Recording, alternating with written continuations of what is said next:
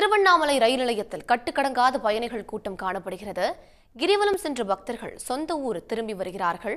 இதில் ரயிலில் ஒருவரை ஒருவர் முண்டியடித்துக் கொண்டு ஏறியதாக கூறுகிறார் நம்முடைய செய்தியாளர் ஐயப்பன். தகவல்கள். நிச்சயமாக பஞ்சபூத ஸ்தலங்களில் அக்னிஸ்தலமாக விளங்கக்கூடியது திருவண்ணாமலை.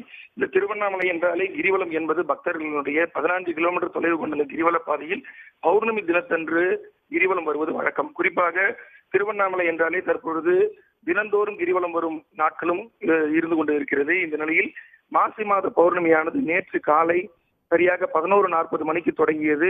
இன்று காலை 12:57 மணி வரை இந்த பௌர்ணமி உள்ளதாகவும், இந்த பௌர்ணமி தினத்தில் இரவு நேரங்களில் கிரிவலம் வரலாம் என திருக்கோவில் நிர்வாகத்தின் சார்பில் இந்த நேரங்கள் அறிவிக்கப்பட்டிருந்தது.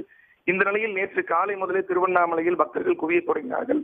அவ்வாறு குவிய தொடங்கிய மக்கள் பல மணி நேரம் காத்திருந்து அண்ணாமலையாரை சாமி தரிசனம் செய்ததையோடு நேற்று இரவு கிரிவல பாதையில் விடிய விடிய தங்கொலி முழங்க அந்த பௌர்ணமி நில ஒளியில் நமசிவாய மந்திரத்தை ஓதியபடி கிரிவலம் மேற்கொண்டார்கள்.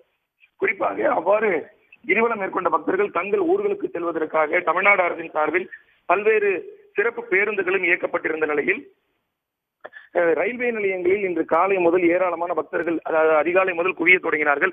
ஒவ்வொரு மாத பௌர்ணமி தினத்தன்றும் இவ்வாறு ஆன்மீக பக்தர்கள் ரயில்வே நிலையத்தில் குவிந்து தங்கள் பகுதிகளுக்கு செல்வது வழக்கமாக உள்ளது. இந்த நிலையில் இன்று இந்த மாசி மாத பௌர்ணமி முடிந்து இந்த அதிகாலை குவிந்த பக்தர்களுக்கு விழுப்புரத்தில் இருந்து திருவண்ணாமலை காட்பாடி மார்க்கமாக திருப்பதி செல்லும் பயணிகள் ரயில் வந்தடைந்தவுடன் தங்கள் ஊர்களுக்கு செல்வதற்காக அங்கு காலை முதல் காத்திருந்த பக்தர்கள் அந்த ரயிலில் பயணித்த பயணிகள் கீழே இறங்குவதற்கு முன்பாகவே அவர்கள் ஒருவருக்கொருவர் முண்டியடித்துக் கொண்டு தங்கள் ஊர்களுக்கு செல்வதற்காக அந்த முண்டியடித்துக் கொள்ளும் காட்சிகளை நம்மால் காண முடிகிறது. குறிப்பாக இந்த ஒன்றிய அரசாங்கம் லட்சக்கணக்கான பக்தர்கள் மாதந்தோறும் குவியும் இந்த திருவண்ணாமலைக்கு சிறப்பு ரயில்களை இயக்க வேண்டும் என்பது கோரிக்கையாக உள்ளது. ஒவ்வொரு மாதமும் இதே போன்ற இந்த சூழல் இருப்பதாகவும் பக்தர்கள் வேதனையுடன் தெரிவிக்கிறார்கள். உடனடியாக ஒன்றிய அரசு திருவண்ணாமலைக்கு மாதம் வரும் பௌர்ணமி தினத்தில் கூடுதலான ரயில்களை இயக்க வேண்டும் என்ற கோரிக்கையும் எழுந்துள்ளது.